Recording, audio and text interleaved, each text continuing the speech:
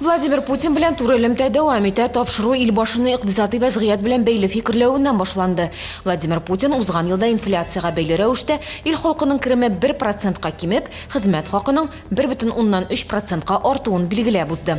Хәзер рубль ныгый төшә, фонд базарлары үсеш ала, без инфляция спираленең алга таба сүтелә баруына юл куймадык дип белдерде ул.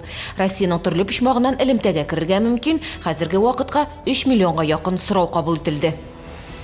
Дәүләт хезмәткәре ришвәт алуда тотылды. Ярчаллы һәм Тукай районы буенча дәүләт техник күзәтчелеге башлыгы транспортын теркәү үткән өчен трактор йөртүчедән 20 мең сум акча алган. Хукук бузучыга җинаять кодексы маддәсе нигезендә 3 елга якын ирегеннән мәхрүм итү һәм штраф яный.